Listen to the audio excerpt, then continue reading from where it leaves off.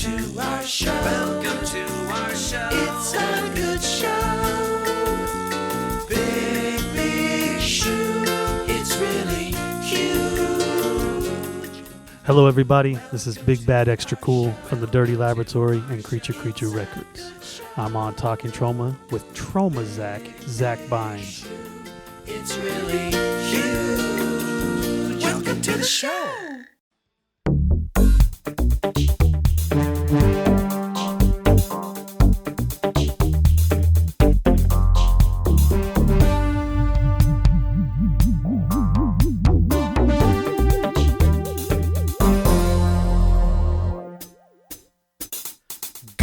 Morning Tromaville, and welcome to episode 14 of Talkin Troma with your host, me, Zach Bynes. The show where me and a special guest cluck around by sinking our teeth into a Troma movie, and then we pair it with a non-Troma title for a fantasy double feature. This is a historic first episode, as it's the first show that is being recorded with another person in the room. Two people in the room. Yeah, in person. First, I want to give a shout out to previous guests from the Squeeze Plays episode, Zach Eastman, for running sound and all the goodness that comes with that and micing us up. But I also want to introduce my special guest. He's an author, catcher of thieves, Denver hip-hop legend with his new album, Not a Ghost, but Dead Inside. Let me introduce to you, Extra Cool. Hello, everyone. How you doing? Pretty good. Thanks for coming on, and thanks for doing this in person. Thank you guys for coming to my house so I didn't have to go to you. It was nice of you to throw on underpants. I appreciate it. Hey, I'm wearing my nice sweatpants today. They're black and clean even. Ooh. Yeah. You're not wearing the gray ones for us. No, the gray ones, that's too much wiener. You know what I mean? Never a thing. Yeah. Especially in Tromaville. That's right. Yeah. So, I always like to know how everybody got their introduction into Troma movies. What was your first introduction into the world of Tromaville? Have you ever met my buddy Duncan? Yes. Okay, Duncan and I, when we were kids, he had Toxic Avenger on VHS. His dad did. And that's like quite literally how we got into it. We just would watch the Toxic Avenger religiously, and then we realized that Troma was a thing. And then as I got older, I got more into Troma. Duncan did not. I mean, he's a fan of Troma, but I kind of delved in, and at one point I had literally hundreds of DVDs and things like that. And, you know, but yeah, that's how I got I want to say I was maybe 8 or 9 years old first time I saw it. Nice. Yeah. And it's kind of funny because I met you sort of a weird Troma way. Yes. It stands out because this doesn't always happen, but I was out and about at a record shop in Colorado called Twist and Shout. Yep, Twist and Shout Records. And I was wearing my Toxic Avenger t-shirt, and you came up to me, you're like, oh my God, that's a cool Toxic Avenger shirt. That sounds like something I would do. Yeah, that's for sure. And then we became the best of friends. Yeah, and then we made a very Troma-esque music video for Is Anybody Thirsty? And yeah, that was off your album Kool-Aid. Yes. So, which seems like a lifetime ago now. Right? When did that album come out? Kool-Aid was 2013. Jeez Louise. Yeah, feels like a long time ago now. I remember, like, when we were talking that first time in Twist and Shout, me and my friend Richard, we were telling you that we're filmmakers, and you were telling us that you are hip-hop recording sensation Extra Cool. Denver's second best rapper, baby. The first best rapper is those clerks at the Macy's who wrap those presents up very nice. That's right. It's not Extra Cool, that's for sure. So we were talking, and you said that you had a new album coming out, and you wanted us to do a very traumatic music video. You want to talk a bit about the video? Sure. Yeah, just the history of the Extra Cool videos. The first video I ever made was called The Hills. It was off an album called Tickled Pink. It came out in 2006.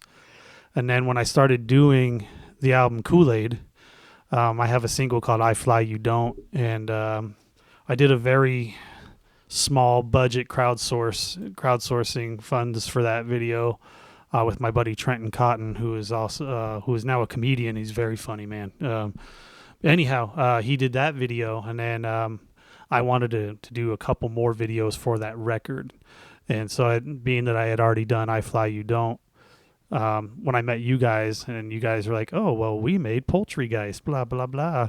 And I was like, oh, nerd boner, why don't you make this video for me? I have an idea and this is what I want to do. And you guys said your ideas suck. Let's rip your arms and legs off and squish your head. And I was like, yes. I seem to remember Yeah. when you were telling us the idea for the video initially, you were like, I want them to rip my tongue out. And that was like the big effect. It's like, I mean, I guess we could do that, but let's Yeah. rip your arms and legs and head off instead. Yeah, exactly. And I was just like, I got a lot of really hot friends who are heavily tattooed women, and I'd like to put them in a video. And I think it's hot and sexy when tattooed women tear people apart. So let's use them. So do we. That's why we did it. Yeah, that's right. Now, that was a fun day. I'm going to have to say this real quick. RIP to my belt. My belt that was in that video died about 2 months ago, but it still had blood on it. I was very proud of that. I wore that belt like probably for 14 years. I'm not even kidding. I got all the way down to the last hole and then it finally broke. Oh. So, Then we've done other music videos for you as well. tons of music videos. Yeah. One of my favorites that that we did for you was the video Rabbit Ears from Rabbit Ears was fun, your yeah. last album 8. off of 8. Yeah, that video was really cool to me because my friend Teresa from Scream Screen, Teresa Marcato, she played the evil witch in it. I met Teresa, I don't know, a handful of years ago when she was doing, what was Scream Screen originally? Channel Zero. Channel Z. Channel Z, that's right. Channel Z, I apologize. She was doing that with Keith down at Alamo Draft House. And I met her at the Maniac screening, and I got a scalp and some flowers that she gave me. And 1, I was like, wow, she's beautiful. 2, she knows her shit. And 3, she's just a really rad person. So I was like, I'd love to get to know this woman a little bit better and become friends with her. And we eventually became friends. And I asked her, I was like, hey, I'd really love to have you in a video. I've got Shannon from Churchfire. She's going to play the White Witch, and she sings the chorus on the song. And I want to get a goat, and you'll walk her goat around, and you'll bring me back to life. And then Shannon will put me back in the grave. That's probably one of my favorite videos that I've done for you. I don't know. It's cool. I was inspired by that movie Begotten and then The Witch. Yeah. And I love The Witch. I love The Witch. It's such, like, for folklore horror and modern horror, it's just so beautiful. It's done well. Anybody who ever badmouths that movie, I just squint my eyes and walk away. I'm like, oh. That's just my opinion. Right. Yeah. But we're talking about highbrow movies on the show. Highbrow, yeah. So we're talking about trauma films.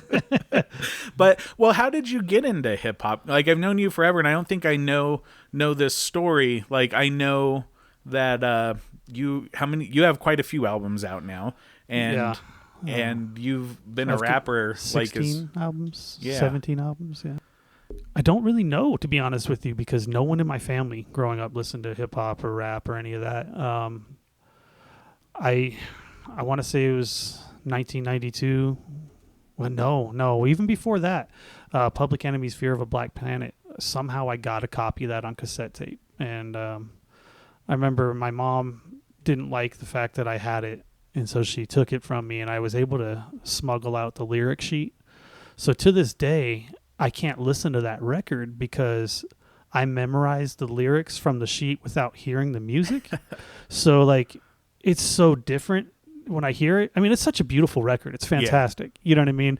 My mom didn't understand what Fear of a Black Planet was. She thought maybe it was an anti-white thing. You know what I mean? And which my mom was, you know, I mean, like I said, I had a brother who was black. You know what I mean? We used to joke and call our family, you know, the United Nations, you know, so it was never anything, but she just thought maybe it was an anti-white thing, you know what I mean? And she didn't, but she didn't realize that it was actually just pro-people. And, you know, in order to be pro-people, you have to be pro-black, you know what I mean? And stuff like that, which is a lot how it is very much with the Black Lives Matter versus All Lives Matter. You can't, all lives can't matter if Black lives don't, Exactly. You know what I mean? So things like that. But anyhow, so, I don't know how. Somehow I got that cassette tape. It struck a chord with me, even though I didn't hear it for 10, 15 years after. But then 1992 came around, and Dr. Dre's album, The Chronic, was out. And that's when I decided I wanted to rap. And I always joke with people saying that gangster rap raised me. It really did. I mean, which is funny because you don't hear that in my music. I'm the complete opposite of gangster rap. But gangster rap is what motivated me as a kid. And I remember the first song I ever performed for my parents was Dr. Dre's Nothing But a G Thing. And I was 12 years old, and my mom was not thrilled. My dad didn't really care because my dad was, he was in Kiss Army and stuff like that. So growing up, you know what I mean, he was used to people blackballing him because of his musical tastes. You know what I mean? Yeah. And I just remember my mom said, well, you can't spell crap without rap, and walked away from it. You know what I mean? And That's a pretty mom answer. yeah. And then... and I mean, I'm believe me, guys, I'm not trying to make my mom sound like a bad person because she wasn't. Yeah. You know what I mean? But she just did not like rap for some reason. And then once I started taking it serious, and like when I was 18 and I wrote my first record, and my mom was really supportive. You know what I mean? My mom came to all my early shows. My mom was always wearing an extra cool shirt, always trying to sell my tapes to random people. So it's like when she realized that it was actually who I am, she was like, I'm all for it. That's awesome. You know what I mean? And my dad is the same way. Before my dad left state, I mean, you would see him at all the shows. Yeah. He would come to all my shows, and he'd always stand at my merch with me. I love my dad. I miss him. I miss my mom too. She passed away, but my dad, yeah, he's out of state. I miss him. I'm a big Extra Cool fan. Thank you. You're I appreciate welcome. that. So, it's always exciting to hear what you have, coming out, and I love to hear. Knowing you personally and knowing like your interests, I love hearing like what things you reference in your albums. Sure. Like, I mean, you're not like a nerdcore pop reference rapper, but I would say I have a lot of nerdy topics though. Yeah, you cleverly hide a lot of nerdy things in your songs, which is a lot of fun. I'm triple OG comic book horror movie rapper for sure, but at the same time, it's I do it cleverly. You know what I mean? Like, I have people who are actual gangster rap fans like my records. I've got people who are nerd rap guys. I got backpack rap guys. I've got, the hardcore hip hop guys. They all seem to, I can get along with all of those guys. You know what I mean? I can rap with all of those guys. Like, where some people, they get kind of pigeonholed into their style. You know what I mean? And the older I get, I used to try to be really, really technical with everything. And I was using big words for the sake of using big words, you know what I mean? And the older I get, I kind of dump things down now, and I just talk about things that I want to talk about at this point. I'm not trying to impress anybody anymore. I'm just trying to get my feelings out the coolest way, the extra cool way. You know what I mean? I'm not going to try to do that often in the show, but I can't. I can't all right. help myself. I think you've done it at least 4 times today if you count text messages. Yeah. Yeah. We have way too many puns. Yes. The pun quotient is completely cut off now. Before the show even started. Yeah. No, like one of the songs on your new album, like the title alone made me laugh and excited to hear it. Mario and Ouija. Yeah, I just was being clever with that. That's all. And that song is fun. And Lauren, my friend Lauren from The Spells, she sings the background, like the real melodic chants that you hear through that. That really awesome. beautiful feminine voice. That's my friend Lauren. And on this album, you if on the new one, it feels like the soundtrack of a hip hop giallo movie. Yeah. Like, I'm going to be honest with you. Like, I went through a really big, bad bout of depression recently, and that's why this record is called Not a Ghost, but Dead Inside. Because I'm not dead, but I feel dead. I don't know if that makes sense or not. yeah. You know what I mean? But I'm better, but I'm not there yet. I'm still kind of struggling with who I am as a person these days. And I know that sounds cheesy, but I just don't know who I am right now. So this record, I think, kind of, and that's not saying that's not a bad thing. You know what I mean? Like, I don't mean that I don't know who I am in a bad way. Yeah. I just feel like finding I'm leveling up or leveling down, however you want to look at it. I don't know. I mean, I'm still the same person. You know what I mean? But I mean, I've always made melancholy rap songs. You know what Yeah. I mean? Like, people have called me goth hop or backpack rap or sweater rap and shit like that, or emo rap. But I just call it skeleton rap. You know what I mean? Yeah. And I don't know. You know what I mean? I'm just one of those guys. I like to talk about who I am and my feelings and my music. Well, and that's one thing that I really like about your albums is that you're not afraid to be vulnerable. Yeah. And one of the things why I was excited to talk to you on the show, because it is important that we have these discussions and normalize, like, everybody has depression, and especially artists. Yeah. And Bad times make for good music. right, or Yeah. make for, good movies or movies, yeah. good art in general, which Yeah. I feel every artist I know goes through depression, but some of them don't want to talk about it. And Well, it's, and you can disagree, and so can you, Zach. It's, I probably won't.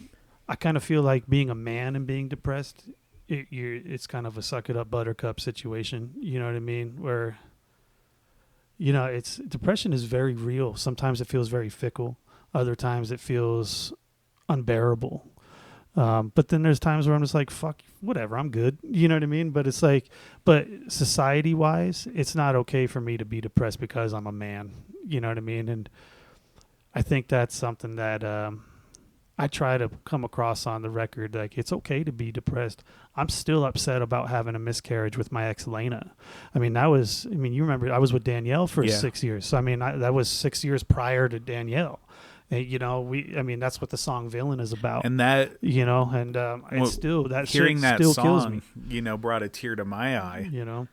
And I appreciate you saying that, but it's like that's all real. You know what I mean? Like all those things, all those emotions I was feeling on that is like, my kid would be 12 or 13 years old right now. And yes, I have the line in it where I say I'm not a father, and nor do I want to be. It's like, it's easy to say that because I don't have a little me in front of me. If I had a child, you better believe I'd be the best dad that I could possibly be. And who knows, maybe I'll date a woman who's already got a built-in family, and I don't mind taking over the car payments on a couple kids or something like that. And that's a beautiful song, and it's on your new album. It's the last song on the record. The last song on the album, which is out now digitally. Digitally, the vinyl is coming Next year, right? Yeah, I actually got a word that the test pressings should be shipped in January, which is a little bit earlier than they had originally planned. I'm gonna buy one. Yeah, I hope so. Thank you. I will. I know you will. You know what I mean? And I always tell you I'll just give you one. But, Fuck that, man. But no, it's exciting, man. The test pressings should ship in January, maybe mid-January. But then it's 6 to 8 weeks after I listen to because I'm gonna get, I think, 3 test pressings, and I'll have to listen to all 3 of them, but all the way through, make sure everything sounds correct. Nice. And then from there, when I put 8 out on vinyl, it was a 16-week turnaround on vinyl, and I was like, that felt for like forever. You could thank then, Lord for hijacking all the fucking vinyl from everybody. Well, and that's the thing. This one is a 52-week turnaround. You know what I mean? Jeez. So if I do get their test pressings in January, it would probably be closer to 48 weeks. But it's still, man, it kills artists, like smaller artists. You know what I mean? Like, if I was Taylor Swift in it and I was pressing 1 million copies, they'd be like, "Oh, we need to crank this shit out." You know what I mean? But it's a very small run. You know what I mean? With the really limited, the second colorway, which I'm calling the Joker variant because it's the green and purple swirl. I'm only doing 10 copies of those. The rest of the run that everybody else will get, will be like it's going to be a pink record. It's really pretty. And hopefully nobody gets the runs. I waited till you took a sip. Zing! No, but I'm excited to have a physical copy of it. I actually rolled my eyes when you said that. You're like, he's going to say something dumb. But no, I appreciate it. I'm excited to have a copy of it too. You know what I mean? Like, other than digital, Another extra cool item I have in my collection, which is pretty awesome, is you wrote a book. Yes. Tell us about the book. It's pretty fun. It's Simple Minded is what it's called. So that's funny. That's actually a good transition because this is another Lena thing. she and I had broken up, you know what I mean? And I was like, I'm going to write a book, you know what I mean? And I wrote literally the first 10 pages of it, threw it away that night. Next morning, I mean, luckily I didn't throw anything else on top of it, no food or any shit, you know. But the next morning, I mean, I dreamed about it all night. Like, don't throw it away, just keep it, you know. So next morning, I go downstairs. I go into the kitchen and I pull out those 10 pieces of paper, and they sat in a shoebox for 10 years. Yeah. 10 years, something like that. And then I was like, looking through things, and I'd forgotten about them. You know what I mean? I knew that I'd written them, but I just forgot about them. And I was fishing through stuff that I had, and I was like, oh, here's my book I started writing. So I read it, and I was like, God, this is really juvenile, my writing. You know what I mean? It's funny how much you can age in 10 years. Mm-hmm. You know what I mean? Even the way you think, the way you write, everything is different. So that's why the first 10 pages of that book read a little bit different than the rest of it. Yeah. Even though I'd rewritten it, and, you know, I rewrote it and reworded some things and added some things. But to me, I can tell the difference from those first 10 pages as opposed to the rest of the book. But the reason why I started writing it is because I needed an outlet to take my mind off Elena, even though there's moments in the books where where I'm clearly talking about an ex-girlfriend, but I don't name her. You know what I mean? Sorry, Elena, it was you. You know what I mean? So, it's not like I made bad, really. I made a movie where the main character is named after Richard's old girlfriend. yeah. But no, it's a fun book. One like your albums, I love your wordplay, and I was really interested to see how that would translate to the page in just a different type of storytelling. And I thought it came off successful. And you had the same start as Stephen King. He threw Carrie in the trash can. I did not know that. Yeah. He thought it was shit, and he threw it away. And so that night, his wife pulled it out of the trash, like, you can't throw Carrie away. Yeah. That's rad, actually. It wasn't even the fact that I thought it was going to be garbage. I just didn't think anything of it. Yeah. You know what I mean? I wasn't mad at it. I wasn't happy with it. I wasn't like, this sucks. I wasn't like, this is going to be the fucking best book ever. It did what I wanted it to do. It helped me get all the junk out of my brain. You know what I mean? Like, I was like, I'm just going to write until I feel like not writing anymore. And that's what I did, you know, and with those first 10 pages. I like that you said you were dreaming on the book, because I had a dream last year, earlier this year, that you and the previous guest, Chaz Kangas, did a song together about Troma movies. And I woke up that morning. You made it so. Right? I was like, this has to happen. These are two of my favorite rappers, and they don't know each other, but they should, and they should do a song together. And I know they both like Troma movies. So I tweeted both of you that morning, and, just how I'll tweet anybody. It's like, sure.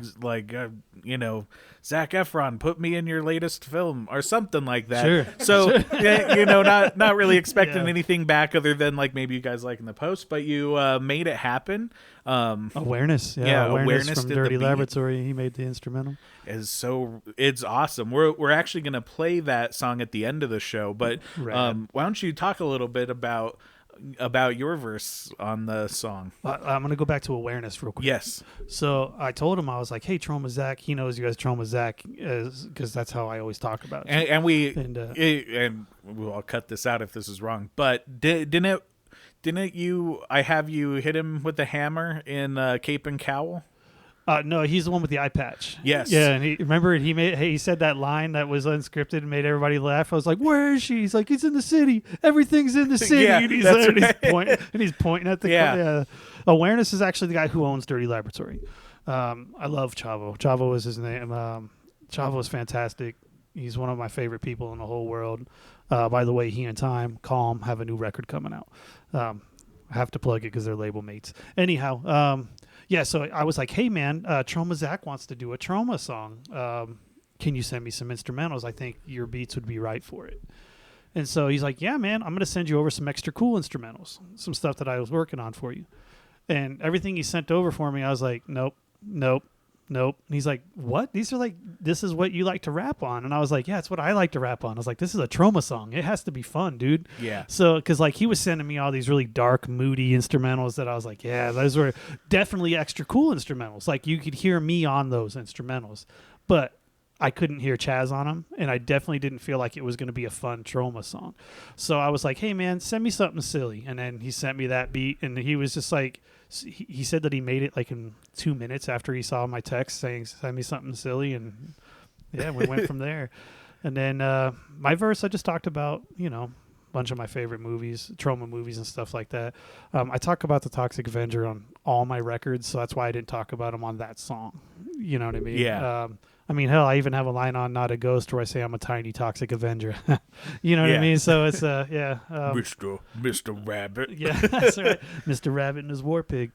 So, yeah, that's how my verse came to be. I just always liked the Sergeant Kabuki Man car wreck, so I was like, I got to put that in there. And I was like, what if I'm in the car with the maniac nurses when they're, you know what I mean? And they're running from the rabid grannies, and the rabid grannies are in their car.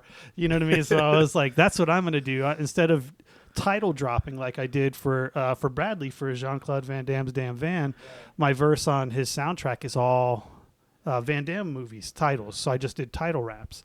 Because I was like, instead, I'll still drop the movies, the Troma films that I'm talking about, but I'm going to make them into a story. As where Chaz just, as soon as I heard Chaz's verse, I was like, I don't even want to be on this song anymore. I was like, his verse is so much better than my verse. And he's got such the great radio voice. He sounds like he should be a radio DJ. He was the voice of indie hip hop in Minnesota. Yeah. So yeah, it turns out everybody's like, oh yeah, we know Chaz. He's a good guy. You know what I mean? Like all the Minnesota dudes that I know, they're like, oh, Chaz is rad, dude. You know what I mean? Yeah. Yeah, he's a good dude, and just it's weird. I know 2 rappers who are huge Troma fans, so it's like probably the only 2. You know what I mean? I don't know anybody else who raps about Troma films. I mean, I'm sure there's out there. Why can't I? R.A. the Rugged Man is another one. Yeah, well, he's friends with Frank Henenlotter. Yeah. Like, they're actual friends. Like, they hang out. They did Bad Biology together. So small world, and Chaz actually worked on Bad Biology with. Did he? Yeah. No shit. Yeah. That's fucking rad. I'm gonna have to talk to him about that. I was just talking the other day to one of my coworkers, asking, "Was like, hey man, have you seen Bad Biology?" Because he'd just gotten around to seeing Frankenhooker. And that to me was blasphemous. You know what I mean? I was like, how are you just now seeing Frankenhooker? But anyways, Frankenhooker is one of my all-time favorite movies with Suspiria and the Toxic Avenger. The original Suspiria, 77. But yeah, I was like, oh, well, check out Bad Biology. You know what I mean? I was like, I saw the 9 clitorises. That's all you got to say, man. You know. Well, I'm trying to think. It might have been the world premiere of Bad Biology. It was definitely. I don't own that. I need to find a copy of that. I don't know if it's on Blue, but I know it's on DVD. There is a Blu-ray. Yeah, I just haven't gotten it yet. It had some sort of premiere at Troma Dance. Okay. So I was lucky enough to be at Troma Dance the year Bad Biology was there. Oh, so you saw it on screen? I saw it on the big screen. Yeah. And I was like, just had my fingers crossed. I'm like, I hope Frank Henenlotter's here. I hope he wasn't there, unfortunately. Yeah. But I still got to see it on the big screen. Was R.A. there? No, he wasn't there either. One time I opened up for Aesop Rock, okay? And this ties in with what we're talking about. And R.A. the Rugged Man and, God, what was... S.A. Smash, I believe is what they were called. And their album's called Smashy Trashy. Anyways, I opened up for those guys, and I remember R.A. didn't perform; he was just there. Yeah, and he was in the background. I don't know this guy. I was kind of afraid to go near him. Like he was almost sprinting back and forth in the green room, like, and I mean like fast. You know what I mean? Like champion speed walker shit, where like the hips and shoulders are. Yeah, like and the room is probably from this wall here to like the end of my kitchen. So it wasn't a giant green room, but I was like, I tried to introduce myself. Hey, R.A., I'm a fan. You know what I mean? Like I didn't say that. I wanted to, but I was just like, kind of like, what is going on? He was like sweating profusely. I don't want to say he was on drugs, but he looked like he was on drugs. You know what I mean? So I was just like, I'm just going to not meet you. You know what I mean? So I left him alone. I've heard interviews with R.A., and the way you describe him sounds like how he is in interviews. Just like he is rapid fire. Yeah, he was frantic. And that might just be who he is. Yeah. You know what I mean? Like, don't get me wrong. He didn't do anything to offend you. No. He wasn't rude. But he just was... I'd never seen anybody pace like that. I was like, all right, clearly he's thinking of something. I'm not going to interrupt him. But, well, cool. I think we should probably dive into the film 1989's Luther the Geek, directed by Carlton J. Albright.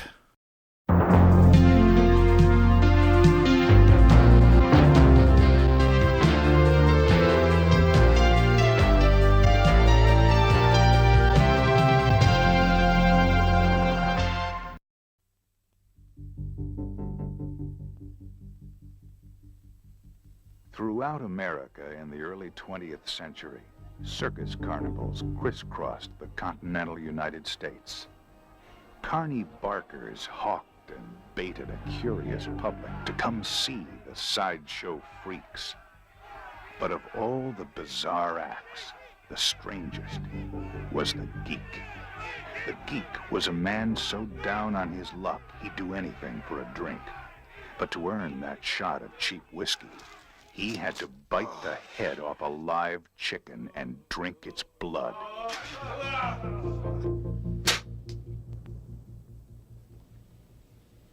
Do we want to let this Watts character back out in the real world? Yes, I think we do. Who's Luther Watts? Paroled killer. There's a 2-state alarm out for his arrest. Coming through, people! Move! Back up! Back up! Come on, back up! You know what the guards used to call old Luther? The geek. Because he liked to bite his victims on the neck and watch them bleed to death.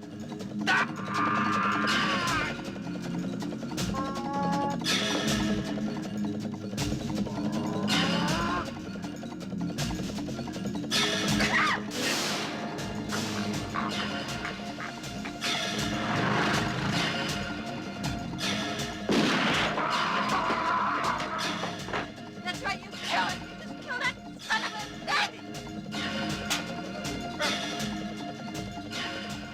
Should have hung the bastard when they had the chance.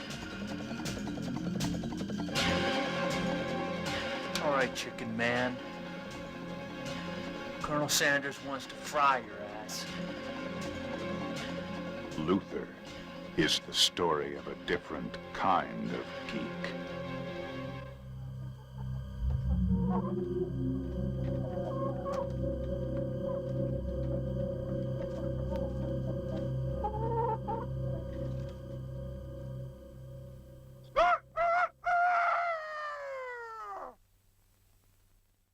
What does trauma and vinegar syndrome have in common? Luther the Geek. A few movies, actually. Yeah, quite a few, a lot, actually. I was looking at Vinegar Syndrome's catalog the other day, and I was like, holy crap, they got a lot of trauma films, which I think is great. I think the thing that I like about it is it still says trauma on the back of the video, and they still have the red skyline with the doo-doo-doo-doo, you know, the trauma music, you know. So one of the things that always bothers me is you have, I'm just going to call them the horror hipsters who exclusively buy, Vinegar Syndrome stuff. Yeah. And they will, and they love... They're so anti-trauma. Yeah, and they love everything Vinegar Syndrome puts out. You're like, you realize that's a trauma movie. Yeah, and they're like, but it's not like a real trauma film. And it's like, I'm going to fucking slap the smile off your face. All right, you just opened... Friends with idiots. You just opened a can of worms for me, because there are people who are diehard fucking horror fans. Yeah. And they scoff at trauma. You're like, why would you scoff at trauma, dude? It's like they have so many great horror films. And they have so many great comedies. They have so many great horror comedies. It's like, how can you not put trauma in a fucking horror conversation? And what I usually come to the people who say that they think trauma means just Lloyd Kaufman movies, and I can understand if you're not a Lloyd Kaufman fan. I don't get it, and I probably don't like you. Yeah.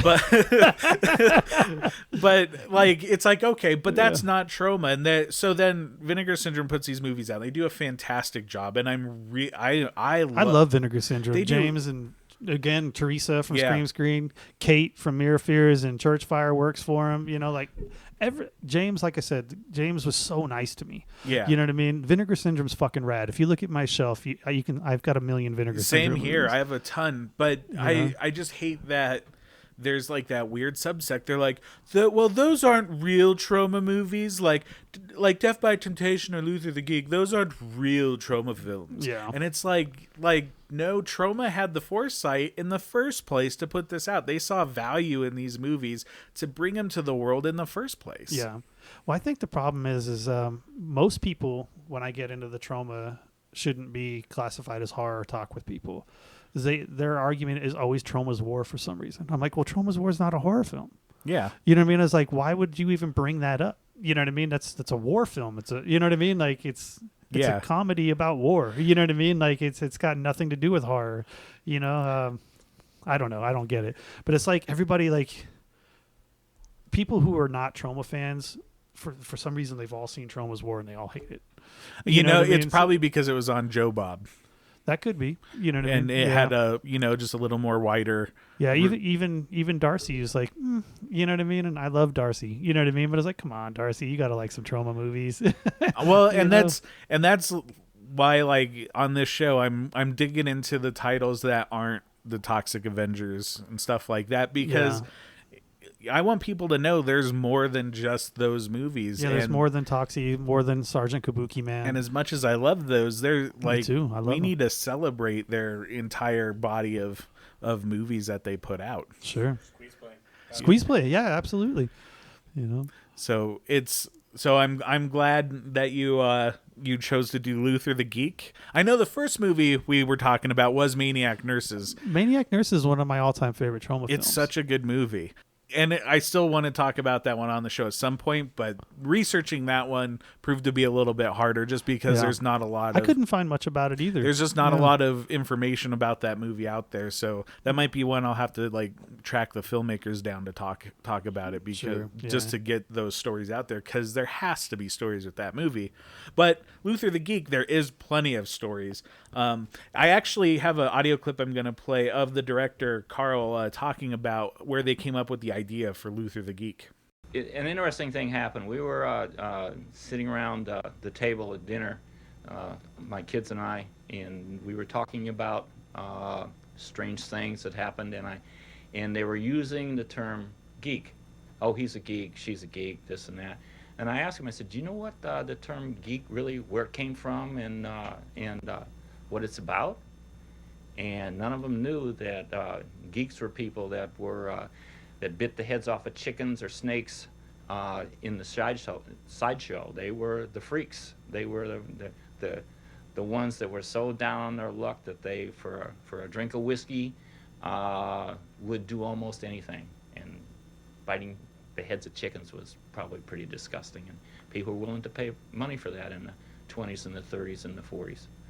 So given that little conversation at the table, I was speaking with a guy that I know really well, Whitey Stiles, and told him about the geek story and this and that, and he said, I can come up with something about that.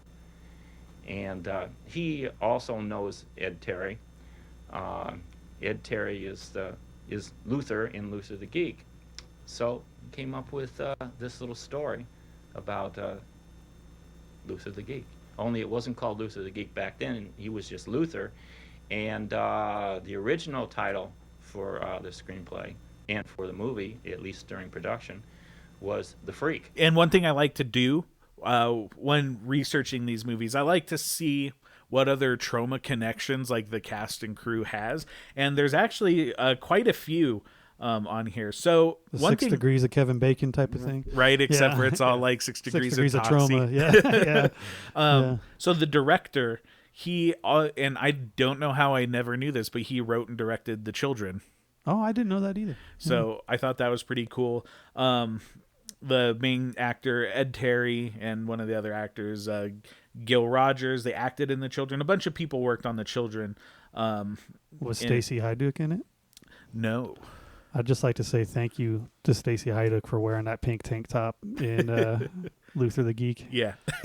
She actually ended up having a pretty successful acting career. Yeah, I was looking at her IMDb yesterday, and I was like, wow, she's done a lot. Yeah. I mean, she's very attractive, so you could definitely see. And when you're easy on the eyes, eyes, acting then in the movie act, is actually pretty good. The movie's actually got, for as cheesy as it can be, it's actually got some really genuinely creepy moments to it. You know? Couple other Troma connections. So the cinematographer David Knox, he was an assistant camera on Toxic Avenger Part 2. Rad. Which is cool. One of the actors, Chris Spritzer, was in Bloodhook. The gaffer was the second AC on Play Dead. One of the third AC was an electrician on Time Barbarians. You'll get a kick out of this one. Michael Jordan, who did the re-recording for this, he also did There's Nothing Out There, re-recording audio on there. So, and then Michael Jordan, the GOAT of baskball, the greatest of all time. Yeah, he worked on a Troma movie. Yeah, did you know that? People did before he did Space Jam. He got his toes you all wet. have to start somewhere, and I'm glad he paid his dues in Troma. That's right. Everybody does. Hey, ask George Clooney. Yeah. And then a bunch of people worked on this crew also worked on Maniac Cop 2. Right. So Dude, I love all the Maniac Cop movies, man. Those are fun. It's still weird to me that Troma just bought all those movies. Yeah, so, I mean they're very Troma-esque, you know what I mean? Without the silliness, you know. Yeah, here's a kind of did I ever tell you my little fun factoid about Toxic Avenger 3 and my mom? So now my mom was not in the movie, but she had a friend whose kids were on the bus. Oh, that's awesome! The devil fight in front of the school bus. Yeah, 2 of her kids were on that bus. So that's my awesome. mom was like, "Oh, that's my friend." Blah blah blah. I don't remember her name. I can't ask now because, like I said, my mom has passed away. But so I wish I could remember who it was. You know, that's pretty funny. So that's cool. So it's interesting that this movie was originally shot under the title The Freak. Yes, and I guess they were threatened with potential lawsuit because of freaks. Yeah. So they decided to change it to Luther the Geek, which I feel like makes the movie stand out more than The Freak. I feel like The Freak probably would have got lost. It would have got lost in the shuffle with that name. The thing I like about that at the beginning, I'm sorry to interrupt you. At the beginning of the movie, is they show the guy in the cage and he's biting the chicken's head off, and you think it's Luthor, Luther. Lex Luthor is what I just said. Luthor, the geek. Yeah, but it's not. Luther's the little boy. That's the Zach Bynes cut of Justice League. But the thing I like about that is when the narrator comes on and he says, "The Geek, an American phenomenon," and then it's all 19 years later. Yeah, or 20 years. Let's just dig into the plot on here. So. Like you said, it starts out in rural Illinois in 1938. Yeah, and we're at the circus, and you see all these farmers with torches, and then you see this disheveled man in a cage, like a circus cage or a circus train or something, and everybody's chanting "Geek, geek, geek, geek," and then he just grabs a chicken and bites the head off, and everybody goes silent. And that's the dumb thing is they all know he's going to do it. You know what I mean? Like somebody actually handed him the chicken. You know what I mean? They're like, "Oh God, I didn't know he was actually going to bite the head off of." He's known for biting heads off of chickens. I just handed it to him and he bit its head off. I can't believe he did it. I thought this was just one big tease. Yeah, exactly. I didn't know he'd be a real cock gobbler. That's my one. That's fucking rad, dude. I'm sure you had that locked and loaded, and I appreciate it. So, but in all the commotion of this, there's a little boy there who gets his face smashed on a hubcap of a wagon wheel, and he breaks his teeth out. And so after the guy, he bites the head off, and the crowd disperses. The little boy goes up, who's actually the director's son. Okay. Is the little boy, and you see him just kind of twitching and acting weird, and he tastes the blood of the chicken, and he's all, "Hey, it's not so bad." And then 19 years later, present day, Luther the Geek. And it's funny because if you look at his rap sheet, for 3 murders, he's given 100 to 200 years. Yeah. For all 3 of them. And then they're like, he's been pretty good for a handful of years. So why don't we just parole this guy? and there's one guy, and they make the guy who's like, no, this guy should not fucking leave jail or prison. He should be in here for the rest of his life. And they make him look like the asshole. They're like, he's been a model prisoner. Yeah. And so he's only got a 600-year sentence. He's been a model prisoner. Yeah. And it's like, and Jesus, well, dude. and right before that though, we see him making metal teeth and like metal dentures. Yeah. So you're like, all we know about adult Luther is that he killed 3 people. He's in jail for at least 300 years. Yeah. He has metal teeth, and then they say, oh, he used to bite the necks of victims and watch them bleed to death. And they're like, but he's been a model prisoner. Let's let him go. And so so we see him out of prison, and he steals a jacket from a Mexican butcher who happens to be chopping up chickens. Yeah, and he runs into the supermarket, and he's wearing sunglasses, and he steals those sunglasses. Yeah, that's true. His fresh aviators. Yep. And he has quite the look, Luther does. He does. I almost got some raw eggs for us to recreate that, but I didn't want to. So I was like, we'd have to do that over your sink. Yeah, exactly. It's just there's something not Luther-esque when you're trying not to get eggs on the floor. Yeah. Luther, he has quite the look to him. He's kind of just like this tall, lanky, bald guy, but he's got the hair on the sides. Yeah. I actually have a clip of the director talking about Ed Terry, the actor who played Luther. Ed and I talked about how we saw the character and whatever, and then I pretty much just allowed Ed, knowing Ed as I knew him, to just start evolving that character as he'd twist his head. If you notice that little Luther was doing the same thing. Little Luther is my young son, Will. And Will and Ed got along absolutely terrifically. They were a couple of kids together. Of course, Will was the kid and Ed was the big kid. But they got along just famously together. And I allowed Ed pretty much his own reign. We talked about stuff. We'd go to dinner and whatever. He'd really clean himself up. He'd stopped drinking. In fact, I don't think he'd had a drink since he went to L.A.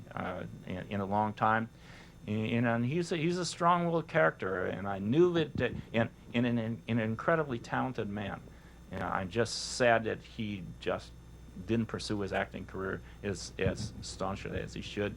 I didn't tell him how to cluck. He came up with his own clucks and and his dances and whatever. But that was all in the script. The dance of death when he kills Beth. The crowing after he makes a kill, the rooster crow, that was all in script. He just had to execute what was there.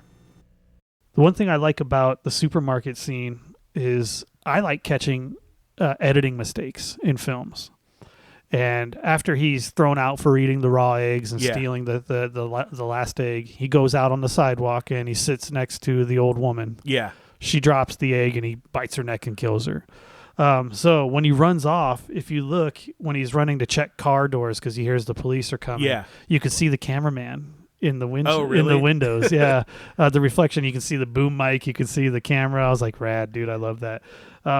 Especially because they could have redone it, because it was fairly obvious when you see it. You're like, and then they did it again. You're like, oh, okay, well, whatever. I wonder if just shooting low budget, like it's like fuck it, we don't have the money to reshoot that, and maybe they didn't catch it.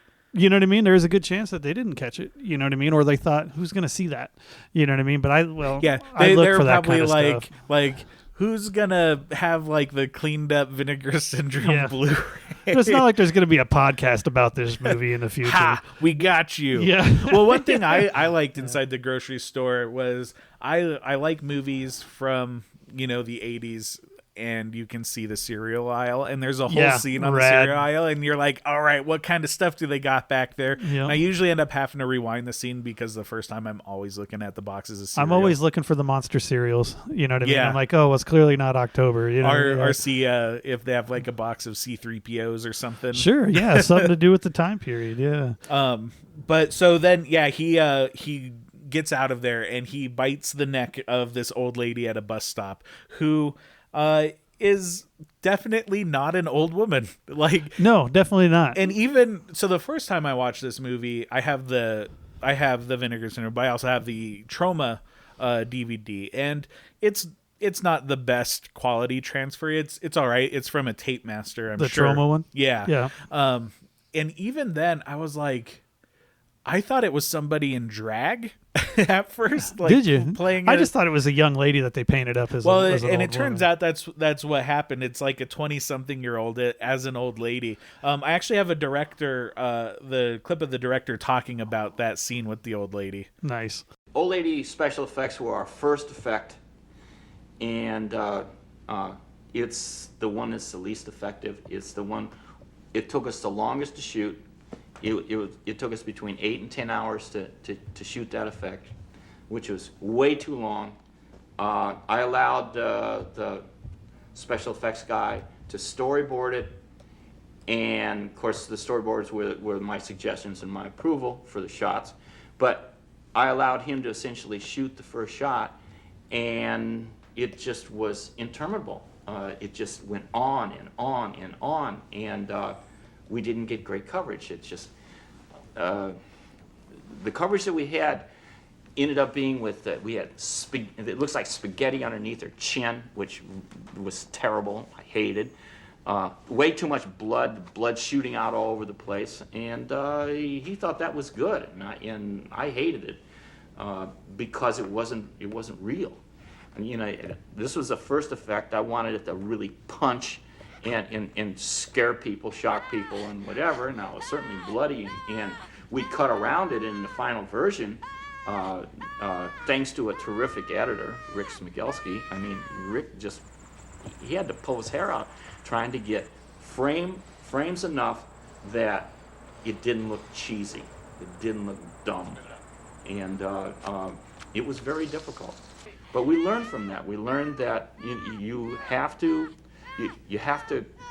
be smart. It was our first effect, and you have to control the effect. You can't let the special effect guy control you. It's the least. I mean, it's the cheesiest of all the kills. Yeah, and that's what he was saying. It's he's like, this is the first effect we ever shot for the movie, and it was. And you can tell because they got better as the movie went along. And yeah, in that clip I just played he's like, we just had to learn how to control that special effects guy and not let him do whatever the hell he wanted. Yeah. Which I think, most of the time I'm under the impression of let the effects guy, they know what they're doing, but you could tell that I'm glad that he reeled him in a little bit. Yeah, quite a bit. And so Luther starts running around the parking lot looking for an unlocked car. Which happens to be a Caprice Classic that he hops into. The classic hoopty. No, that's actually what it's called, a Caprice Classic. And and they take off down the road, and Luther's hiding in the back seat, which I don't know how she didn't see him. I thought the same thing. I was like, man, even if he made himself as small as possible, how did you not see him back like there? a tall, lanky, balding guy with metal teeth? But I guess it makes more sense than like the end of House of a Thousand Corpses, where they don't see the person laying down in the back seat of a convertible. Exactly. Yeah. So, yeah. Otis happens to pop up. Hey, didn't see me? Yeah, didn't see me back Shout there. out to Bill Moseley. Yeah, he's awesome. So, and she drives to a secluded farm out into the middle of nowhere, which is actually the director's mother-in-law's farm. I guess she was renting it out to some people who trashed it out. And she's like, well, we can't rent this out anymore. He's like, well, since you got this farm and barn, mind if we shoot a movie there? And it's a pretty cool looking location. Like, yeah, and if you notice, inside the house, there's a chicken in every scene. I did not notice that. Yeah, I like I said, I watched it twice in the last month. I watched it last night. And then, no, I lied to you. I watched it 2 nights ago because I watched the Nuggets last night. Not chicken nuggets, by the way. Either way, yeah, Yeah, I noticed the first time I watched it, I was like, oh, there's a couple chickens in this scene. But then when I rewatched it, there's chicken decorations everywhere throughout that house. That's pretty interesting. Especially in the kitchen. I'm gonna have to watch that. I did not pick that. Yeah, there's a chicken on the table. It's like, I don't know if it's a cookie jar, but it's a glass jar, and you can take the top off. And then on the wall by the refrigerator and the windows, there's some metal chicken decals on the wall. And then I think don't quote me, but I remember seeing more throughout the house. No, that's pretty cool. For how chicken heavy this movie is, I'm sure that's totally intentional. Oh, I guarantee it was. Yeah, I'm sure they're like, let's find as much chicken stuff and throw it in there. That's pretty funny. So she's unloading her groceries, and then she looks back out and she sees that the back door of her car is open, and then she just sees Luther over at the barn chasing the chickens around, and he catches one and bites its head off. So apparently they had to import all the chickens for this movie. Oh, wow. Because they weren't the right color. He's like, yeah, they had like white chickens here, and like if you do a bloody effect on a white chicken, you can only do that once. Sure. So, no, that makes sense. Yeah. So there are a lot of brown and black chickens in that movie. Yeah. And by design, they probably only had like the one or two like fake chickens with the heads that are chopped off. So they probably just use that all the time. And then he's like, after the filming, we just sold them to local farmers. Maybe they turned them into fryers. Maybe they got the eggs from them. Who knows? Who knows? I'd like to think some of those chickens are still alive today. Yeah. I don't know how old the chicken lives. Doubt that very highly. But so Luther runs up to break into the house, and I didn't catch this. Did they ever say the name of this woman, or do they just call her mom later in the movie? I think, to be honest with you, I don't really remember.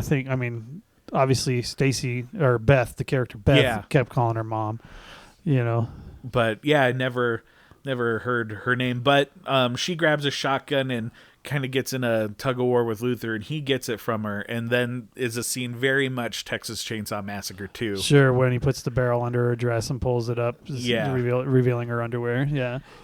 So, which were very grandma panties, right? So, very. So they did that correctly, because if she was wearing real fancy underwear, you'd be like, wait a minute, that's not how a woman who lives by herself dresses.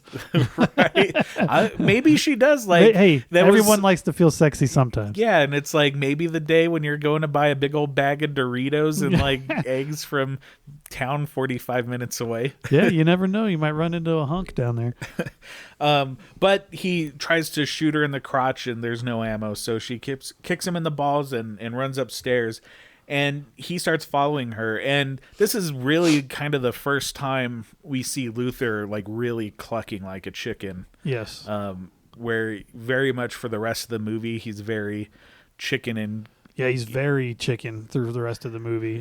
He did cluck when he stole the jacket. Yeah. You know what I mean? But when he steals the jacket at the beginning and clucks at him, the guy's butchering a chicken. So to me, like first viewing, it felt like he was just kind of mocking the guy. Yeah. Like got your jacket.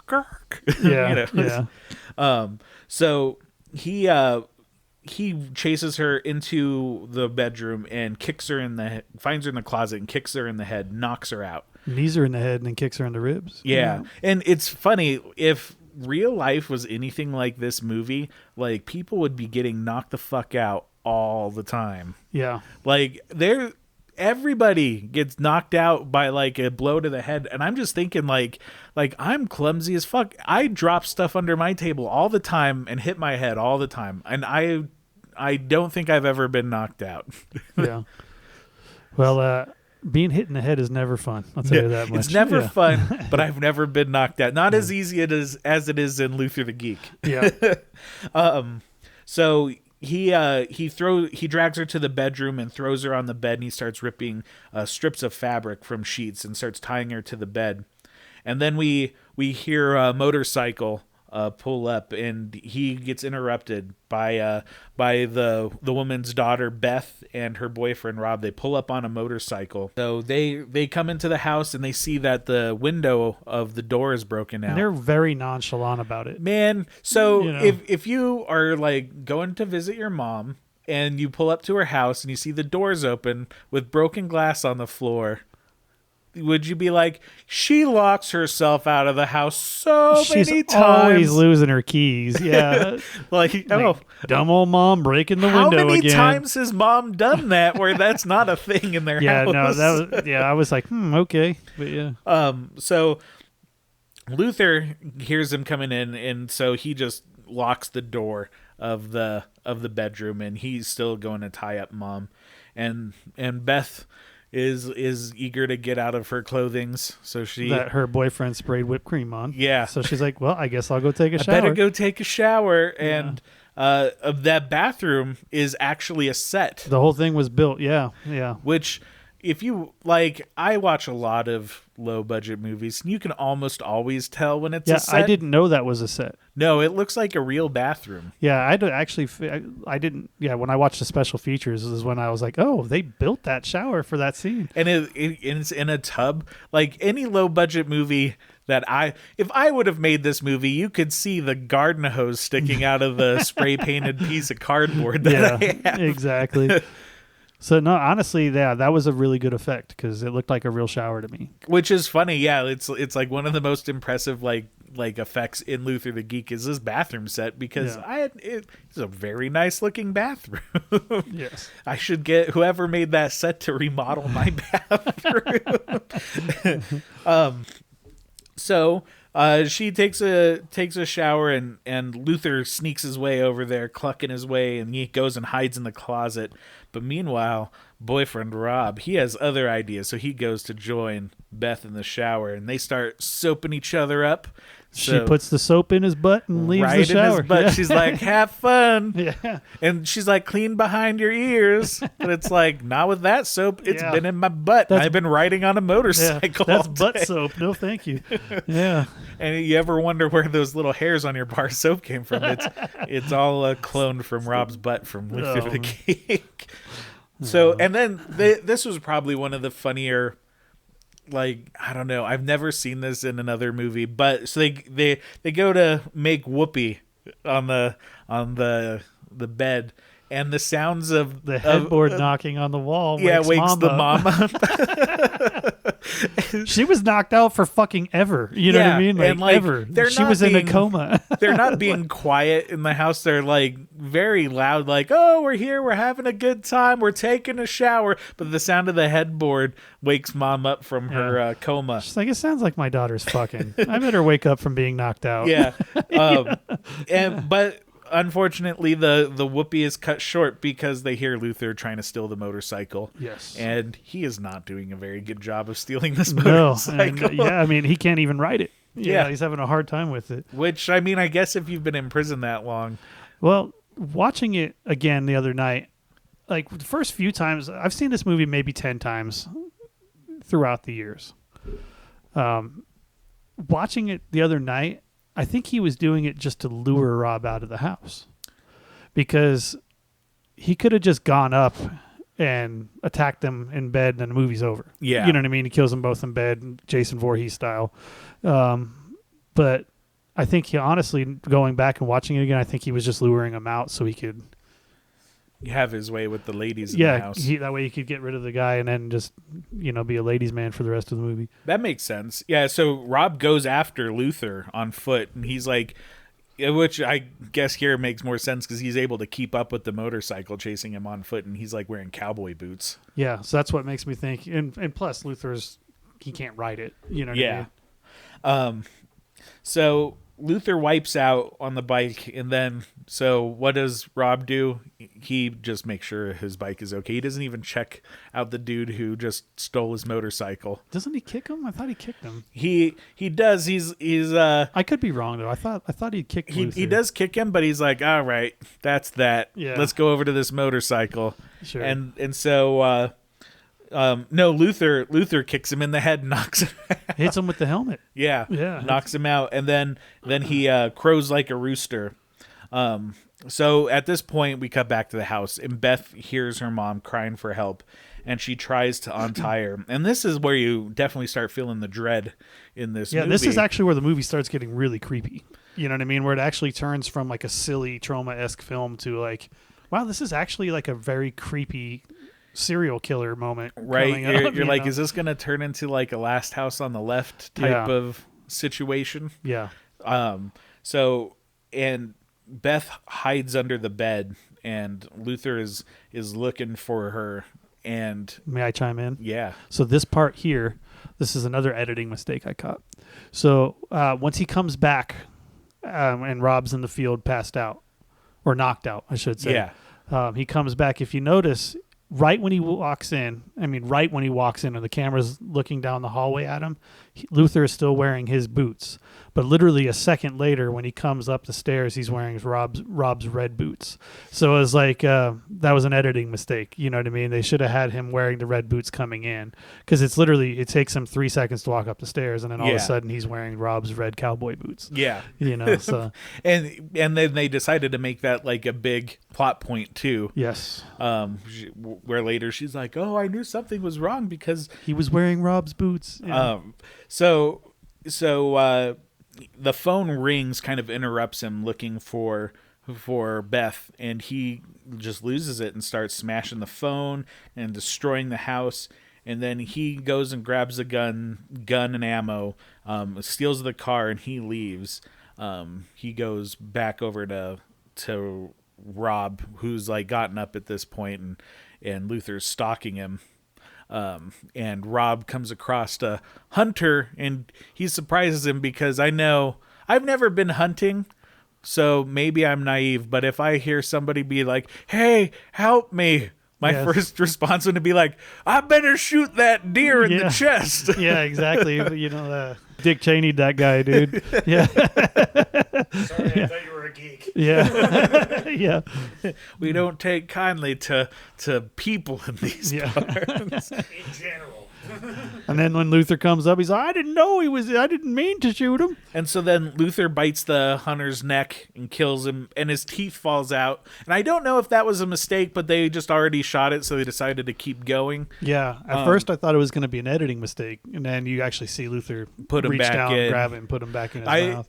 Just kind of gauging from, shooting enough low budget stuff where it's like It's probably a happy accident, a Bob Ross moment. Like everything's so fucked up in blood and his teeth fell out in the middle. They're like, we can't reshoot that. Yeah. So we might as well just get the insert shot of him putting the teeth back in. Yeah. And it was an easy fix. You know what I mean? Yeah. I mean, it actually kind of made the scene cooler.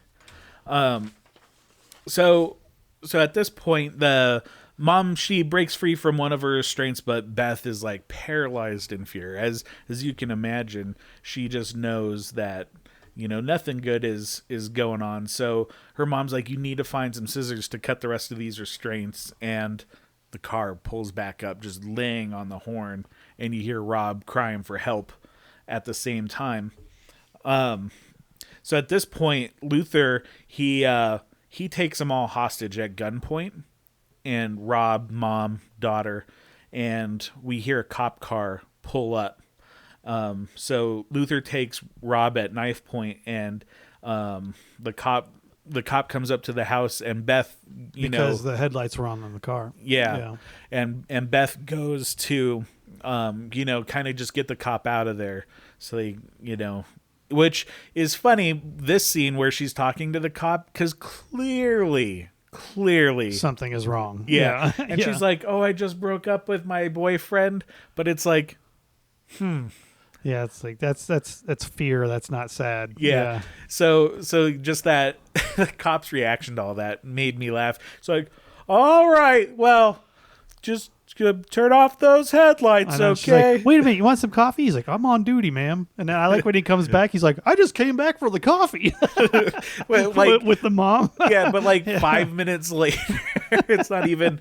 I just came back for the coffee. Yeah, so he leaves, and then she goes back in the house, and Luther beats her up, and then this scene kind of reminded me a little bit of Tim Burton's Batman. Maybe he watched Luther the Geek, but remember when the Joker grabs Vicky Vale and just starts dancing, winging her around, almost like a limp, a rag doll. Yeah, exactly. He starts doing that with with her as well. You ever dance with the chicken in the pail or something like that. So, and then it's interesting here because he just like starts sucking on her neck, like he doesn't. Yeah, he's not biting her. He's like just like suckling. Yeah. So which was very creepy, dude. Like, it was because she's out cold. You know what I mean? Like. It was just creepy. Yeah, very rapey that moment. This movie is weird because it is very rapey, and there's no rape. There's no actual rape in the movie. But I think this also comes from. It almost is more like an emotional rape with how he does what he does to them. You know, and for how many different like horror movies you and me have watched, Hooers. Hua movies, these documentary films I've seen on the internet. But no, but you expect it like you're like, oh, this is even Mother's Day. Like you're like Mother's Day is a legit rape movie. Yeah, and like so like here like it feels like we're gonna be wandering in that territory. Yeah, for a minute there. Times. Yeah. Like even like with the shotgun scene at the beginning when he's tying the mom up to the bed, and especially because he ties her face down with her legs spread. I was like, oh god, he's gonna rape her. You know what I mean? And had Beth and Rob come, he probably would have. Yeah, you know, and it's so. It's just you feel like that dread for the characters the whole time. You're like, this is just gonna get. And I would like to say I am glad that there was no rape in the movie. You know what I mean? Like I was like, because it just didn't. I mean, the movie is heavy enough as it is. Yeah, it doesn't. It didn't need it. Which I honestly feel like. I mean, it almost made it more suspenseful that it didn't happen because you're just dreading for when it does. When is it going to happen? And that it doesn't. So like but they still get fucked mentally. Yeah, through the whole thing.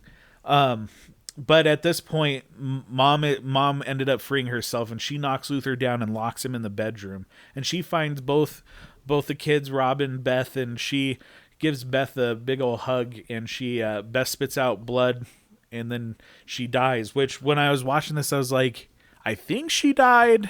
Yeah, it wasn't very clear, but she definitely died. Because because they at least that's how I took it. Yeah. You know. And I guess we forgot to say this when Luther beat her up and like he throws her down next to Rob, who's like got his heart literally on the outside of his chest, and you could see its last few beats. Yeah, that was that was pretty cool. That was a good effect. So then the mom runs out of the house, and the cop is back. He's like, I'm here for that coffee. Yeah. So and the cop, he goes into the locked room and he notices it's empty. The window is open. And then his sirens on his car goes off. So he runs out and nobody's out there. So he's trying to start his cop car. It won't start. He tries to start the other car. It's not going to start. And then Luther clucks at him from the barn. And the cop follows him in with probably one of the best lines in the film. All right, chicken man. Colonel Sanders wants to fry your ass. My favorite line of the whole movie. No, it's definitely the best line in the movie. Yeah. Which is funny because, like, listening to the commentary, the director said that he didn't want it to be... He knew this movie could be silly, and he wanted to take it serious. So that's, like, why the gore effects... They tried to tone him down after that first one. Even though they're still very brutal and gory, it's not like... The first one is, like, arterial spray 10 feet away... They kind of tone him down, but I love that he kept this campy line in the movie. Yeah, because like it was very 1980s, right? You know what I mean? Yeah, it was like everybody's like, oh well, Schwarzenegger's got cool one-liners. We got to have him do one. You know what I mean? Well, and it's also like kind of nice, like especially with this type of movie. I've seen some directors who don't know the type of movie they made, or they forget like it's like, oh, at the end of the day, you still made a movie about a geek who's like biting people's necks. So like they didn't forget. Like you could tell, like they still like we made a chicken killer movie. Exactly. Like when I try to explain this movie to people, I'm like, it sounds really fucking cheesy, and at times it's really fucking cheesy, but overall, it's a really creepy fucking movie. The dude. horror Like, scenes are horrific. It's actually got really terrifying moments. Like the guy who plays Luther is actually pretty fucking scary. You know what I mean? I think part of it is just because he looks like just some weirdo you would He see looks on like the a guy bus. who'd come up and bite you, dude. You know what I mean? Like, yeah, I agree. He looks like any random homeless Colfaxian who is going to come up and bite your face off. You know what I mean? Yeah. He looks like Keith Apicary. I'm not familiar. After we record, I'll show you a video. He looks like Keith Apicary in a horror movie. If you don't know who Keith Apicary is, he's like a video game rapper, and he's like on America's Got Talent all the time. Like he's doing weird dance moves with Megaron. Yeah, I think he did do a Megaran. Megaron's track. rad, dude. Yeah. Yeah. So the cop he's looking for Luther in the barn, and Luther's like just throwing chickens at him. And, they have a pretty epic fight scene too. Like it's a long fight scene. The fight scene, like once it starts, not as good as They Live, but as long ever is. Yeah. as long as that it's fight scene. But it might be about 32 seconds shorter than the They Live fight. Yeah. But it's really long. It's a long fight scene. And so the cop he just starts shooting around, and when the shooting stops, the mom, she runs out of the house because she thinks something's wrong. She grabs a gun and she goes in the chicken, and she hears, in this part, this I thought was probably one of the creepiest scenes in the movie. When he bites his finger off? Well, before that, when she's in there and she hears just the clucking. Yeah. And you're not sure if it's the chickens in the coop or if it's Luther. Like, it's a creepy, unsettling scene. Yeah. So she goes to shoot what she thinks is Luther, but it's a chicken, and she's not a good shot, so she knocks herself out with the gun. and remains there till the end of the movie. Yeah, and so the cop goes to investigate, and Luther tackles him. They start struggling, and the cop gets the upper hand, and he goes to handcuff Luther, which I thought, in a kind of a horror slasher type movie, you usually see the cop going for the kill and not I'm going to take you downtown to the big house, big boy. Yeah. So yeah, he tried to slap the cuffs on him. Do it the way of justice. It didn't work because his finger gets bitten off, and then Luther bites him in the neck. And thus ends not Romeo, the White Knight. The White Knight has exited the film. And we see Luther leave the barn, and the sun rises. As far as Luther's concerned, the mom, like, everybody is dead. Yeah, she's not a threat at this point. So he changes his clothes, and he comes back into the barn with a burlap sack, wearing Rob's button up. Yep. Yeah. And he starts gathering chickens, and it made me think, I'm probably terrified of chickens, and I could not grab one. And like, if I was in the movie, they'd be like, Zach, we need you to pick up this chicken. I'd be like, that thing's gonna bite me. So this point of the movie, it says it was this bit of extremely horrifying dialogue from Luther that forever cemented Luther the Geek in cinematic history, where Luther said, "Buck, buck, buck," and then scary, absolutely terrifying. That's exactly. Obviously, I'm no Luther, but that's how it sounded like. I have heard you do sound like a bit of a cock sometimes. So Luther sees the mom in the barn, and they have, she's cracked at this point, and she's like clucking back at him, but kind of like, maybe this'll get him to leave me alone. And then he was like, oh, she's talking to me in chicken, and they and he starts getting into it. He starts dancing and wiggling his arms around, and she's kicking up all the dust. I actually have a clip of the director talking about this scene. Yeah, it's all real dust. The scenes at the end between Joan and Luther, or between Luther, and the mother, where she's totally lost it, and he thinks he's found his soulmate. I mean, that's exceptional acting, and they were ready and willing for the task, and they interacted there. It's halfway through, and when he filmed that, we knew we accomplished what we had, because it wasn't It wasn't ludicrous. It was sympathetic. It was sad. It was. Well, if I had to take one thing, and there were many, that would be it. Is chicken dust. Well, so I guess also, like we're talking about the dust getting kicked up and everything, because it was a real chicken coop. Everybody on the crew got chicken shit fever from breathing in all the dust, and apparently the guy who played the cop had really bad hay fever. So he's constantly sneezing. Yeah, like he was on one of the scenes in the DVD, the special features. He's like, I did not think I was going to be able to finish the movie because of all the hay and everything. You know, what's funny is watching him in the special features on the Vinegar Syndrome, because their menu it says old bonus, new bonus, or whatever it says. Yeah. On the new stuff, I almost didn't recognize him. I was like, wow, you don't even look the same. Yeah. And I understand that people change over the years, but I was like, even in the face, I was like, oh, that is the cop. You know what I mean? Yeah. I was like, But yeah, so Luther, he's acting like a chicken, and he's distracted because he's found his hen to meet his rooster, and as he's distracted, she picks up the gun, blasts him in the chest, and Luther's last act before he dies is to taste his own blood, kind of circling back right from the beginning, where he's tasting the circus blood.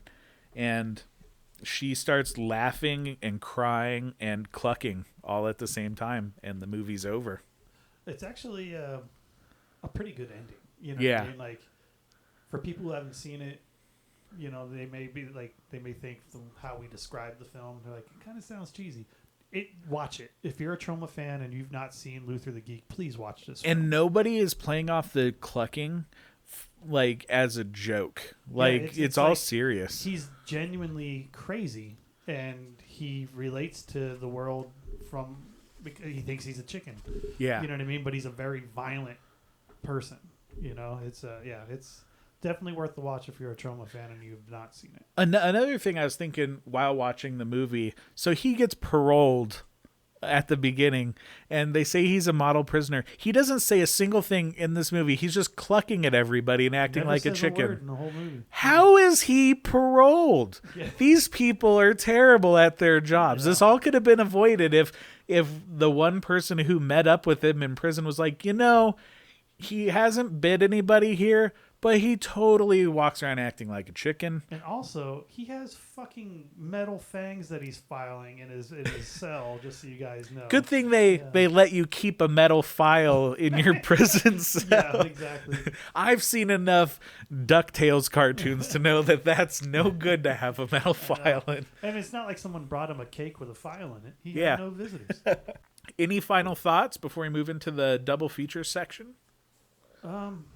No, I think we covered everything. You know what I mean? Like, I just want to reiterate, please, Troma fans, if you've not seen Luther the Geek, please watch it once. And I know when Troma put this movie out on DVD originally, it was on the heels of Poultrygeist, or the tail feathers of Poultrygeist. So it didn't quite get the attention that it should have.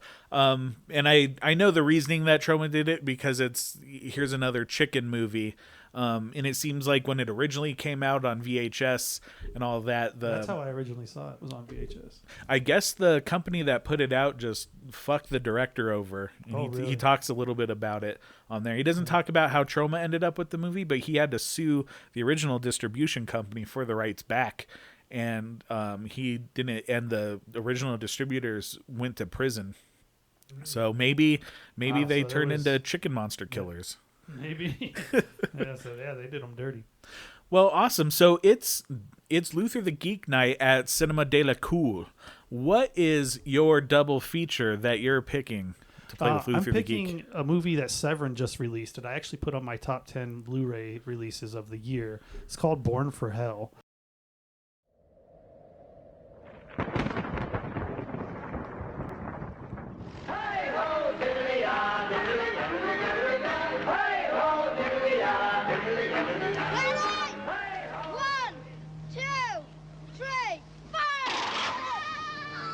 Catholic or Protestant? American. Where have you come from? Saigon. Vietnam. If you don't mind. What brings you to Belfast? My ship docked here. Grab your socks. Morning. Rise and shine.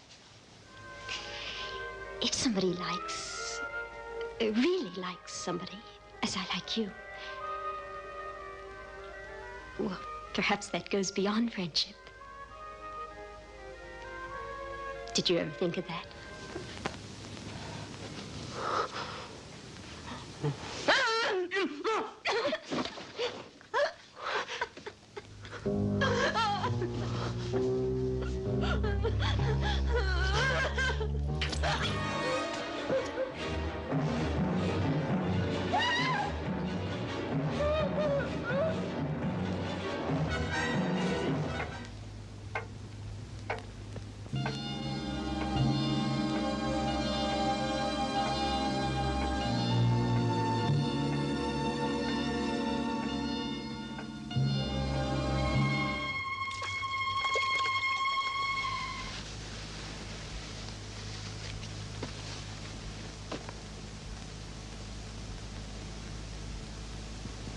So it's you.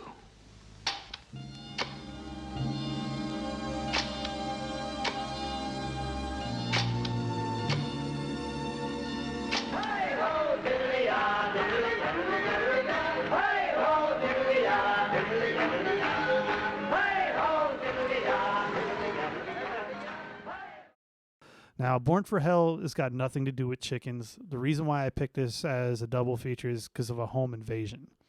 It's about a soldier. It's loosely based off of a real serial killer from Chicago. And don't quote me, but I think this movie takes place in Belfast.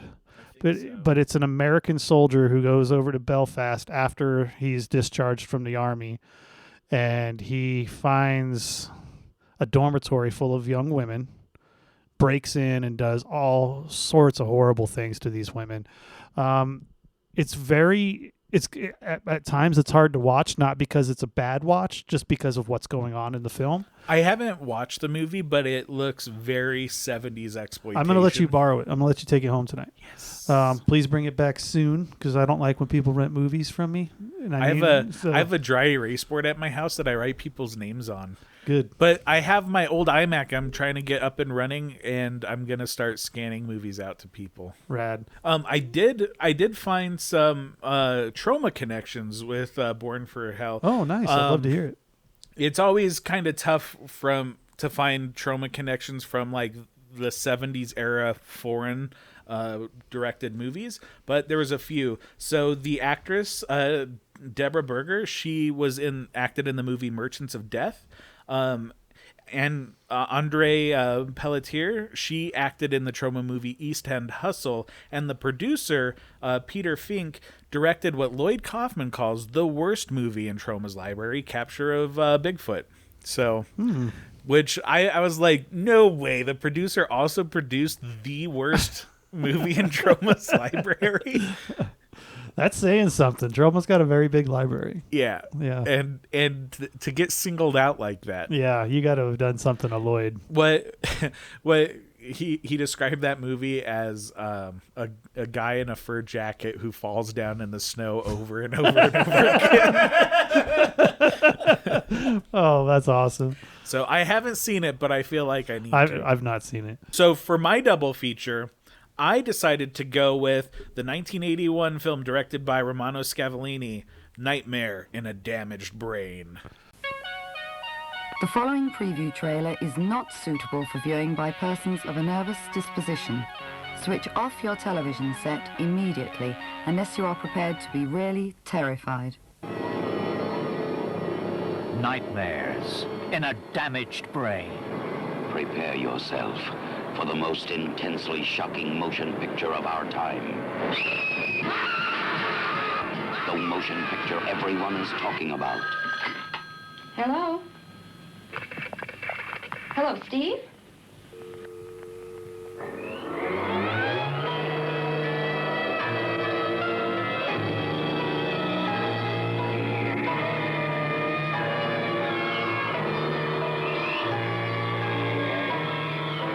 Nightmares in a Damaged Brain. Kathy? Kathy?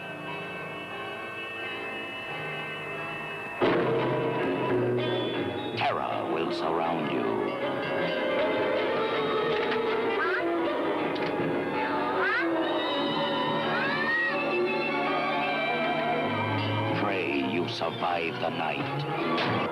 Scream, but no one can help you. Listen to me, George. It's only a dream, and dreams can't hurt you.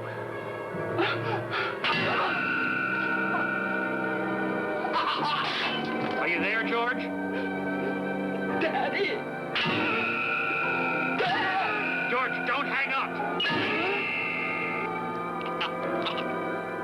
Where do you go? There's no place to hide.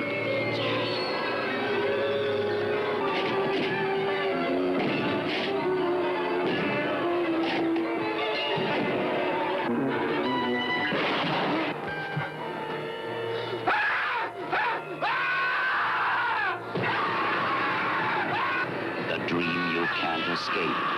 Alive. Nightmares in a damaged brain. I've not seen that.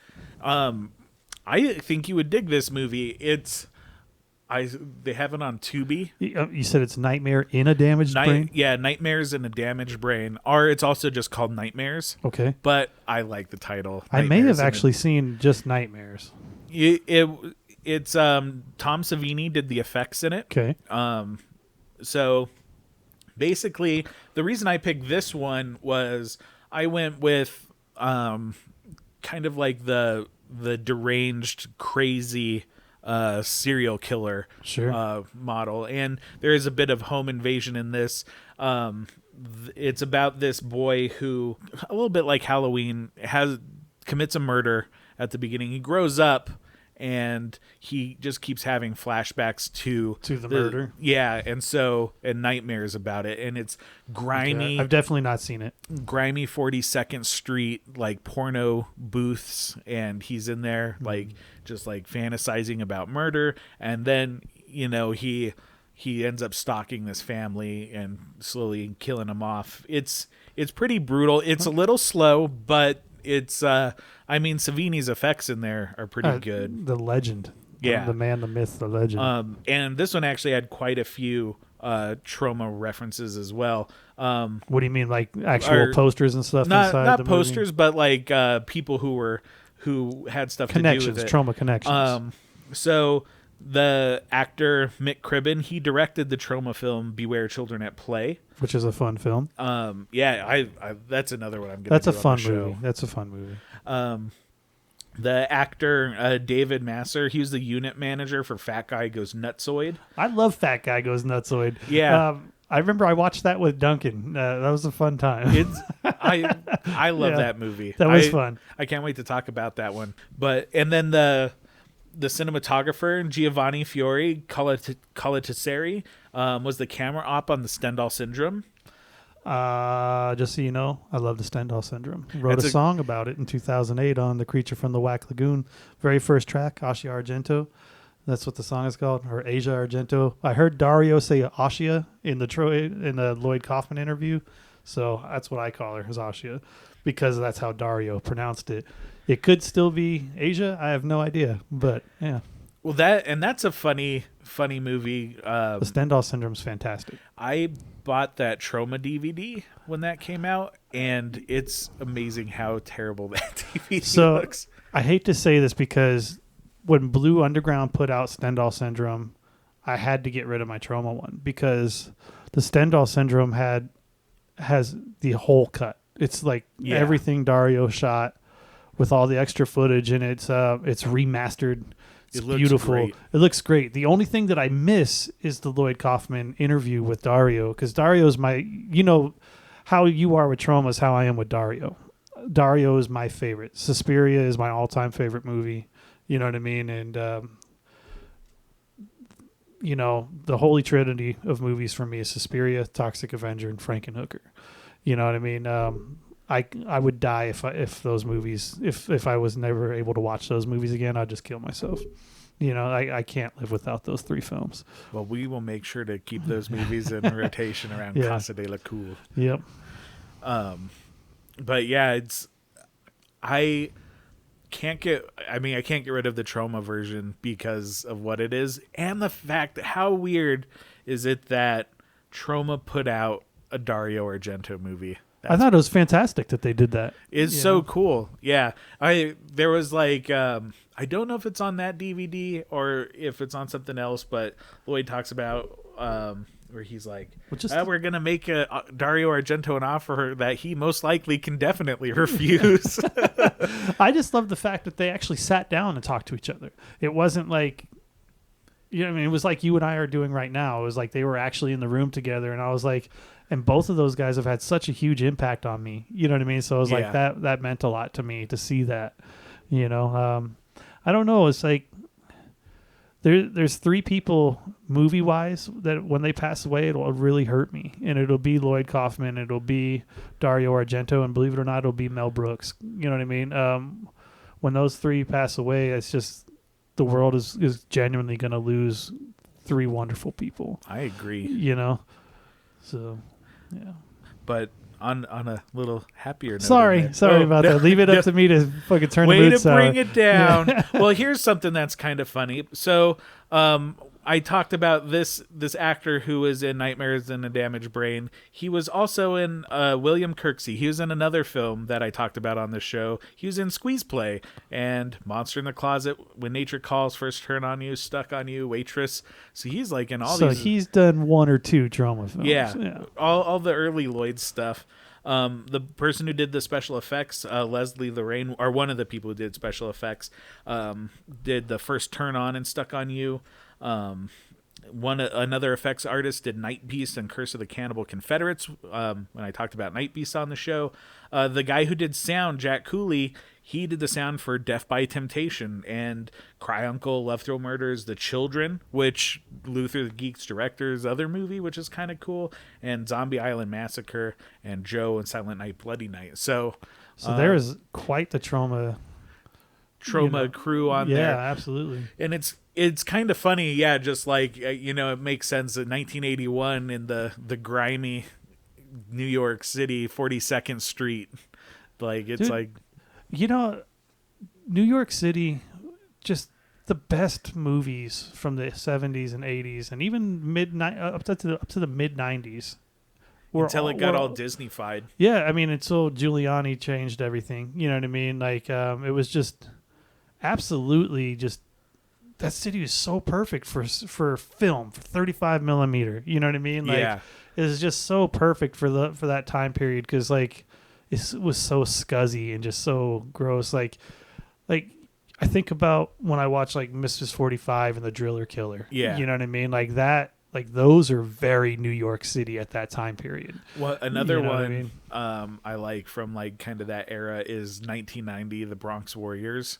I've not seen it. It's a Warriors ripoff type movie, sure. But there was a lot in that time period. But they film like in like where they film street trash, like that blown up, burnt out area of the Bronx, and it's fucking rough. But it's just so cool to see on film. Yeah, and you can tell. I know that there's been some issues with Troma and the director of Street Trash. But I was like, that is like the most non-Troma movie. I was like, yeah. For it not being a Troma movie, it is very much a Troma movie. Yeah. I was so disappointed that wasn't a Troma movie once I actually figured it out that it wasn't a Troma movie. I'm gonna get the story of that one. Get the day. scoop one of these days. The full story. But well, cool. I think that about wraps everything up. Where can they follow you on the socials? I'm on Twitter. I just started an Instagram. Thank God, finally. I know. Well, the only reason why I did is because everybody's like, you have to have an Instagram. You have to have an Instagram. So, but you can catch me on Facebook, Extra Cool Denver, Facebook.com/Extra Cool Denver. Twitter is @extra_cool. Twitter, Instagram is at @extra_cool. Please check out my music videos. I'd really appreciate that on YouTube. It's youtube.com/BigBadExtraCool. And that is cool with a K, folks. So EXTRAKOOL. And you can catch my music literally any record store in the country. You can please check me out on Bandcamp, extracool.bandcamp.com, Extra Cool on Spotify, even though I boycott Spotify. Everybody listens to Spotify, so please punch me into your playlist on Spotify, iTunes. I'm on every streaming platform. That's awesome. And then after we wrap up here, we're going to hear the song that Extra Cool and Chaz Kangas did together, Lloyd K. Lloyd K. I'd say it's pretty good, but I got to say it's extra cool. It's extra cool. And you can follow me on Twitter and Instagram at Lego Larry. You can follow the show on Twitter at Talkin Troma. And as always, stay traumatized. Thank you for having me. Thank you.